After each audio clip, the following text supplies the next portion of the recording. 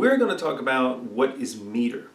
All right. So meter and time signature are pretty much the same thing. Okay, so sometimes you'll hear me say, well, what is the time signature of this piece? Or what is the meter of that piece? It's pretty much the same exact thing.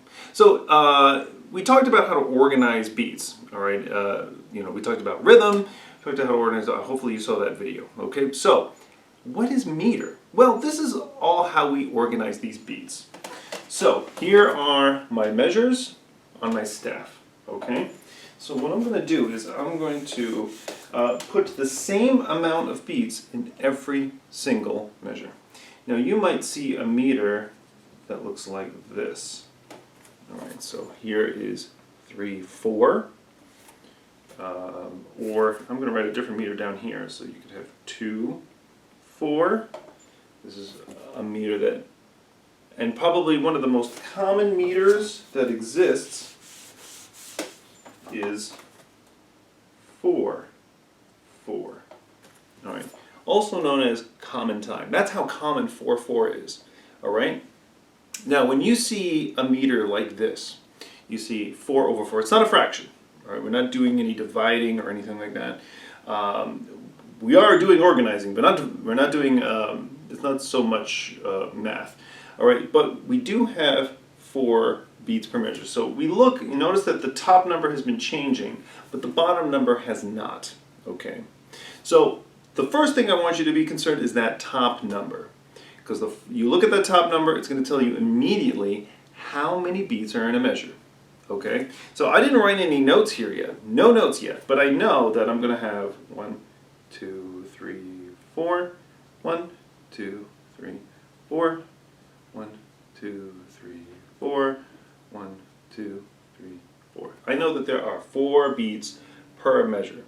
So even without writing in my notes, I can see that I already know.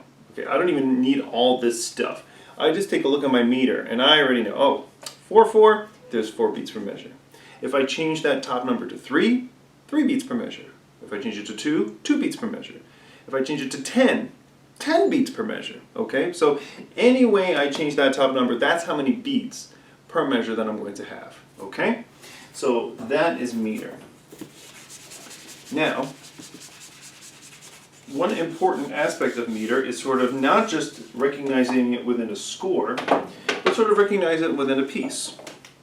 So usually when I talk about meter, we talk about conducting. You know, I take my pen here, and we think of 1, 2, 1, 2, 1, 2, 1, 2. So if I have 2 beats per measure, that would be 2, 4.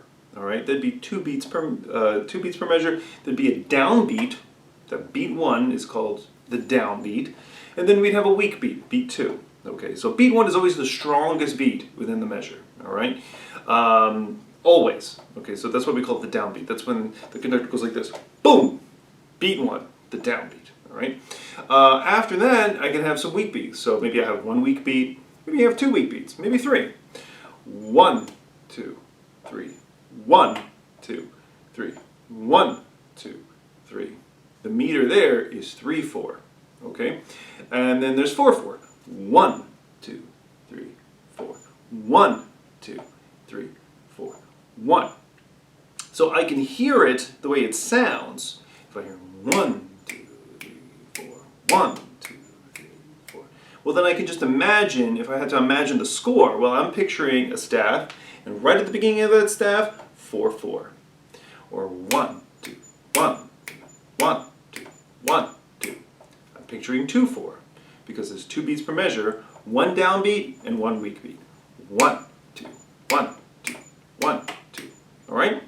So this is sort of simple meter and how we sort of determine what the meter is and how we read it and how we organize these beats, because that's pretty much what we have to do. We have to organize the beats.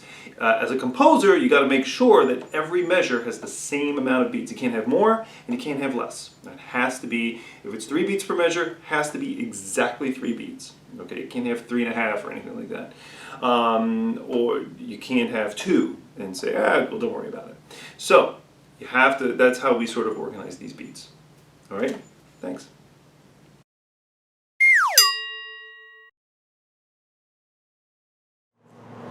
Okay, here are some helpful hints to help you determine meter, especially from, let's say, a recording. So in order to figure out what meter is from a recording, just follow this simple two-step process, okay? The first step is just see if you can figure out the beats. So start tapping along. Let's say you're listening to a piece of music and you think that this is the beats. All right, so you tap along. The second step would be to take your pencil or your finger, whatever works, and conduct along with it. Start with conducting duple. 1, 2, 1, 2, or conduct triple. 1, 2, 3, 1, 2, 3. So you'll notice that one of those patterns is going to fit to the music better than the other pattern. All right, so try them both. And then you can figure out right away if what you're listening to is actually duple or it's actually triple. Okay? Of course, if you're looking at a score, just look at that top number when you're looking at the time signature, and that should tell you exactly how many beats per measure you have. It could be 2, 3, 4, 5, it doesn't really matter. Okay?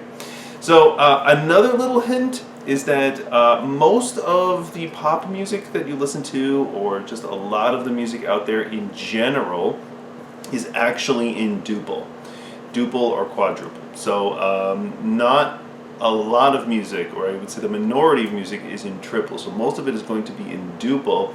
So if you just had to blindly guess, you're most likely going to get it right with duple. All right? Good luck.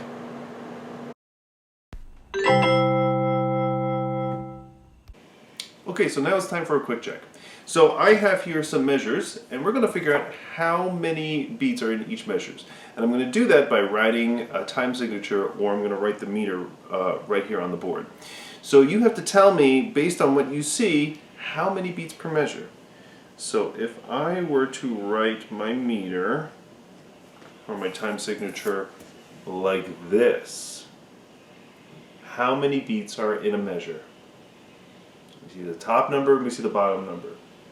So how many beats per measure? Do you have the answer? If you said 5, you are correct. All right, so there are 5 beats. We take a look at that top number. That tells me how many beats are in every single one of those measures. And the beats do not change. The notes might change, but the beats do not. All right? If you said 5, you passed the quick check. Good job.